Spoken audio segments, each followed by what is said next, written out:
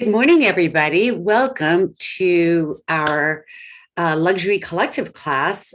Janie will not be here today, so it's just going to be me. And we are going to be talking specifically about how to show, to really become the expert. And that's the true way to be a luxury agent, is you have to become an expert in your market, and you all probably know that already. So the reason Janie is not here today is because she's in Las Vegas for EXPCon. So it's very, very exciting. The whole company is there, and I wish I could be there, but a lot going on here too. So we're going to be watching on live stream. All of you who are there, enjoy yourselves. And so let's just get right to our training today. So last week we started talking about specifically on how we could do goals. And for the end of the year. So we are going to pause that, and then we're going to start that again next week when Janie and I can do this together. And so, but for today, we are going to be talking about specifically what I think you should do. Don't you love when people tell you what they think you should do? Well, only if you want to become the expert in your area as the luxury agent. So luxury clients want to work with experts and advisors. As you can see from my my signature page, it says Catherine Bassick, senior global real estate advisor. I am an advisor. Just like in the old days, people had stockbrokers, and stockbrokers through the internet just went by the wayside. And then you have wealth advisors. And now you just don't know anyone who says they're working with a stockbroker. Real estate, the information that people have, it used to be the agents had all the information, and the only way people could get that information was if they worked with an agent, and the agent really didn't have to know that much. They just had to have the book. For you young people, you have no idea what I'm talking about, but they had a book, and every Tuesday or whatever, they would get this book from the MLS, and then they would see what properties were available. Now all that information is available online. So you have to differentiate yourself. Why would somebody want to work with you as opposed to someone else? And so the way to do that is you have to become an expert and an advisor. So when I go to a listing presentation, I tell them in the listing meeting, if you follow my advice, I can guarantee you that you are going to get a much higher price for this home. And so as a result, I can prove it just by, if you look at my listings and sales, and people are just shocked because they can't, the other agents are shocked, and they actually tell me, how did you do that so fast? And one of the things that's so great about being with EXP, we really do have a lot of amazing technology in our toolbox. So there's no excuses. So anyway, so when you go in, you have to tell them what you think it needs to be done. Now, you probably will say you want to have some staging done, but some people don't want to have any staging. They don't want anything to do with staging, and they just want to sell the house as is. In that particular case, then you can't do anything about it. You have to do what the client wants you to do. And that's the most important thing. So, but there are things you can do. You can recommend that they get a cleaner, so at least the house is clean and feels like it's loved, and that somebody treasures this home. That's a very important thing. Now, if they say, no, I don't want to do that, and the house is empty, you should probably just get a cleaner to go in there and wash the windows and just vacuum and clean out drawers or anything else they need to do. It just looks better than having cobwebs and who knows what in the thing. So that's a really good thing, because the people who are out there wanting to buy these luxury homes, they want a home that someone else loves. You know, they don't want a home that's neglected and unloved. So think about that. Make the house look as if it is loved. be the storyteller. Tell great stories about how they lived, how they enjoyed their life there. Even if they don't live there anymore, talk about, great moments and that sort of thing. So you will definitely be able to sell the home much better if you can tell stories.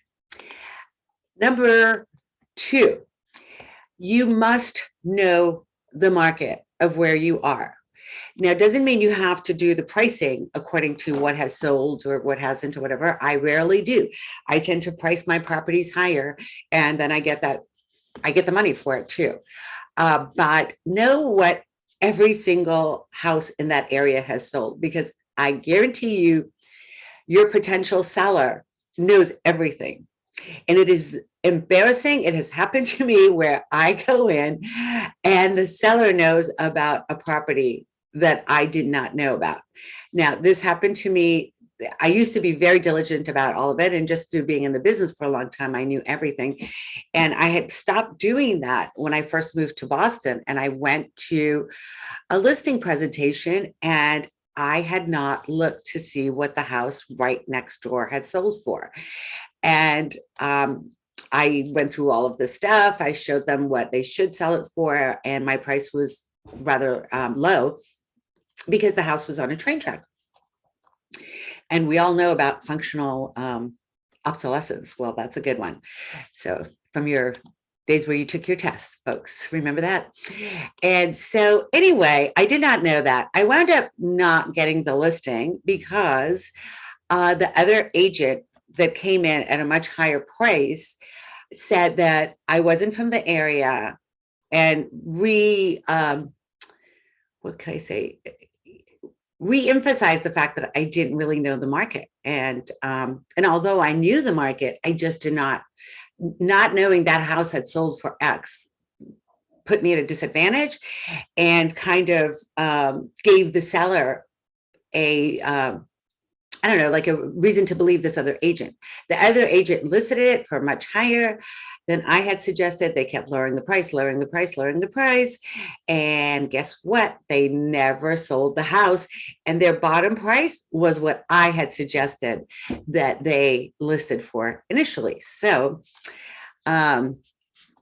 that's really important. Just get to know the market. Do 2 years of research. Minimum. Do 2 years of research. And as EXP agents, we have all of the things at our fingertips. On top of it, be friends with RPR. I'm on that thing all day long. MLS is great too, but RPR actually has homes that never made it to the MLS. They actually have the county records. And look at the county records. They're available to you. They're for free. Go to your town hall. And now I know with COVID, it's not that easy, but check it out. And then when you go on that listing appointment, go and see if there are any outstanding permits for that home. So then when you're on your listing appointment, you can tell the seller, by the way, here's your plot map of your property. Here's some permits that we found. And then there seems to be a discrepancy between the square footage that you are telling me than what the town has. And that's pretty typical, but let's make sure that we are not going to be hurt with these things when we're trying to sell your house. So do 2 years of market research, go to the town, look at the property, see all the backgrounds, everything else. And you're going to look great. And you are really going to show yourself as the expert. You are going to show yourself as you're going to be able to differentiate yourself between you and the other realtors that are coming in there. I guarantee you they're not doing that unless they are watching this too. So, and then you're bringing extra value to your luxury clients. With EXP, we have KV Core. It comes with our website. But on top of that, we have the ability to do Facebook ads. Now, if you all try to do your own Facebook ads, it's very difficult now to get it on Facebook. They pretty much say no to everything. I tried it just to show. It's about the same price as you would pay for doing it yourself as opposed to doing it through KB Core. So KB Core is about $400 to $600 for agents, but we get it as part of our $85 monthly fee. So anyway, so use that Facebook ad. It's artificial intelligence. They have methods to get your ad out. For example, I try to put a Facebook ad out, and I put the description of the home in the website, the link to the website. So it said it had a wet bar. My ad was denied because it said it had a wet bar. Really? They said, oh, it was drinking and it wasn't approved. So do yourselves a favor, spend the $35 or $50, whatever you want, and get that out there. And again, you will be amazed. And so when you're doing your open houses, you're going to get a really high quality level of people that are showing up. And I recently got a listing. So the property had been listed since July of this year. And then October 31st, the listing was expired. And so I got the listing on November 4th. And then I input it, and then I did my little Facebook ad. Well, guess what? It is under contract. So by Friday, we had multiple offers. Now, this property has been on the market. So we're talking about a $4.3 million house. And then they came, and by the way, I represented the buyer. And he came to me because they had seen my ad on Facebook. So it really does work, folks. I mean, it's so cheap and you look good. And your clients will think you are amazing because you're able to sell properties that sit there and don't sell, and then you're doing it. So there is how you can differentiate yourself from other people. So then you need to show how you are bringing extra value to your luxury clients.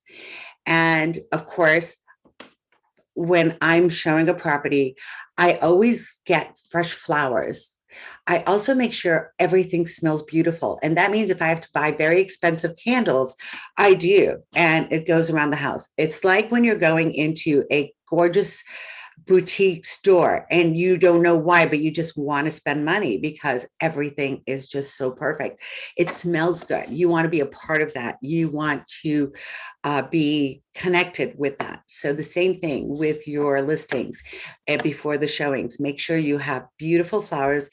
And if it's too expensive or the property's been on the market for a while and you can't keep doing fresh flowers, you can mix some fake flowers with some real flowers. You can always get orchids. They last forever and they're beautiful. And and the way to take care of orchids in your listings is when you're there, you just plop a couple of pieces of ice in there, and that will keep them nice and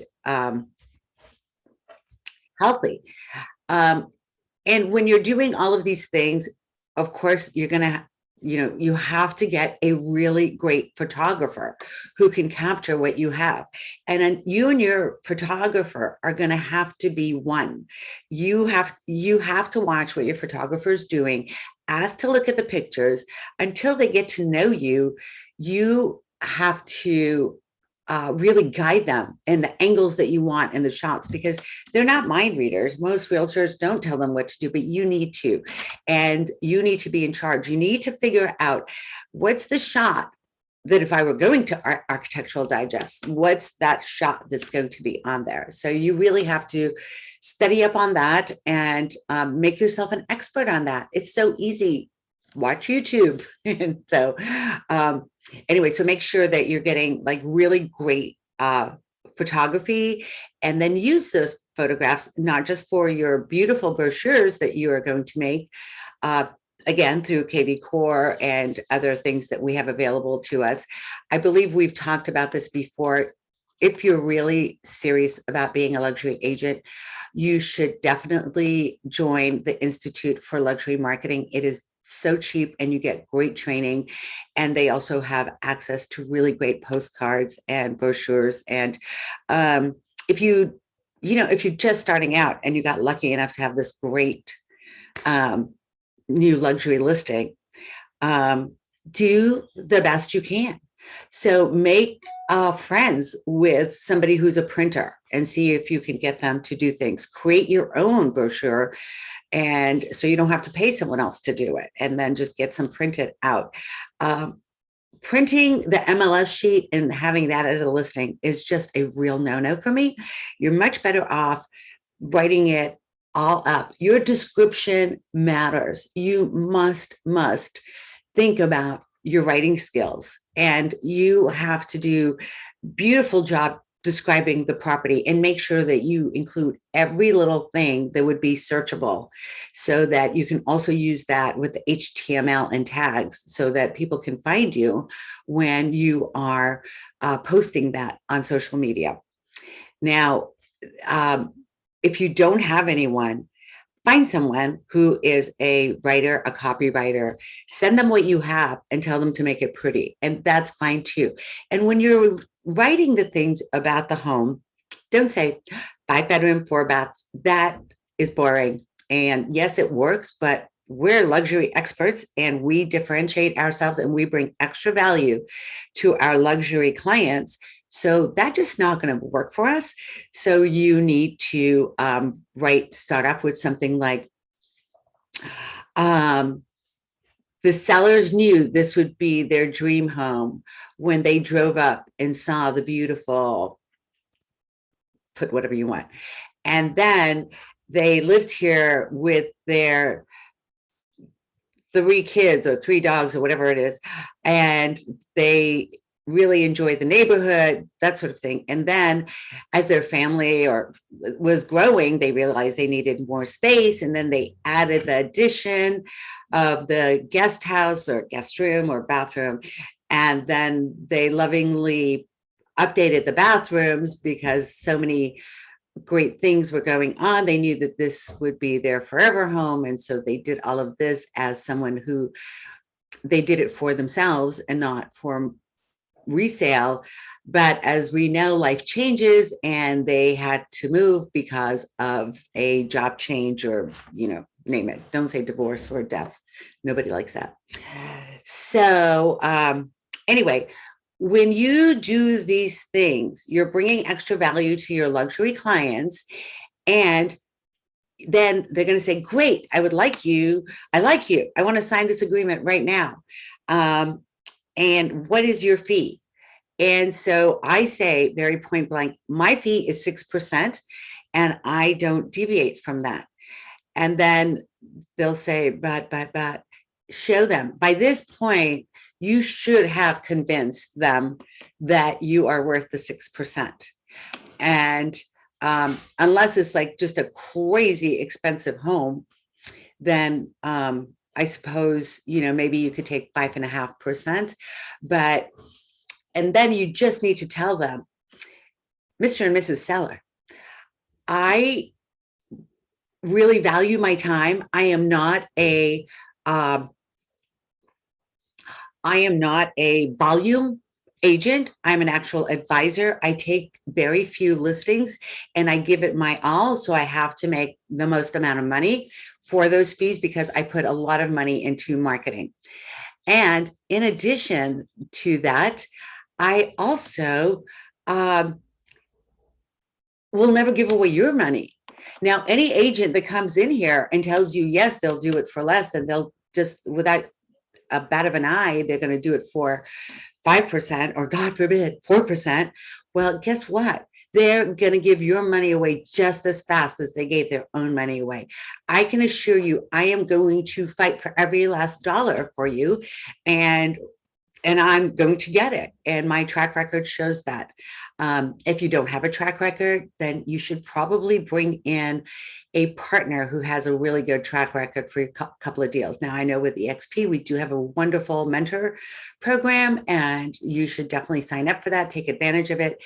If you still don't have that, bring in someone from your upline, some from your organization. I am always there for people who I bring into my organization. Janie's always there for people who she brings into her organization. So I have told people who are here in Massachusetts, if you, or in California, I'm licensed in both states. I say, if you have like a big deal that you're going for, bring me in. I will not charge you a fee. I won't do, unless you want to truly partner, then it would be great. But I will be there and I will be the muscle for you. So anyway, it is, and you just want to do that. You can't fool people. Everybody's smart.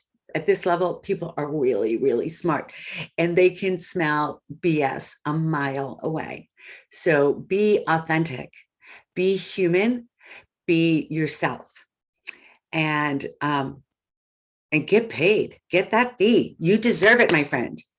You are bringing value to the marketplace. They are lucky to have you. So I want you to do a little homework. I want you to think about, and put a couple of hours into this, please. There will be a test. Write this down somewhere. How do you differentiate yourself from your competition? How can you convey your expertise? Be very specific. And then I want you to go to goal setting, because if you don't have a goal and you don't have a timeline for that goal, it's not going to happen. So think about it, an event or a milestone that you would love to achieve. I would like to get my first luxury listing by the end of this year. Whatever it is, I would like to learn how to play the piano. You have no time for that. You're a luxury real estate agent, people. So forget about that.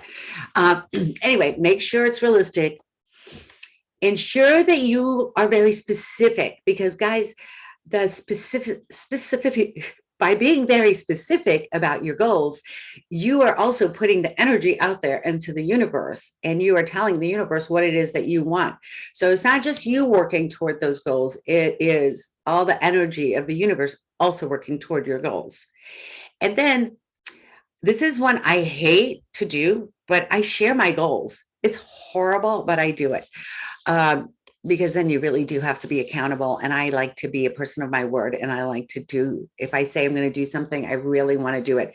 That's why you have to make sure it is achievable and it's specific. And then you're going to share it with somebody. Maybe share it with somebody who does not like you very much. Maybe share it with somebody who you do love, but make sure they don't talk you out of it. Make sure that they don't say things like, oh, wow, you can never do that. That's crazy. Don't put so much pressure on yourself. So anyway, create a great training program and read what you know or what you think the real estate people out there are doing. Excuse me 1 second.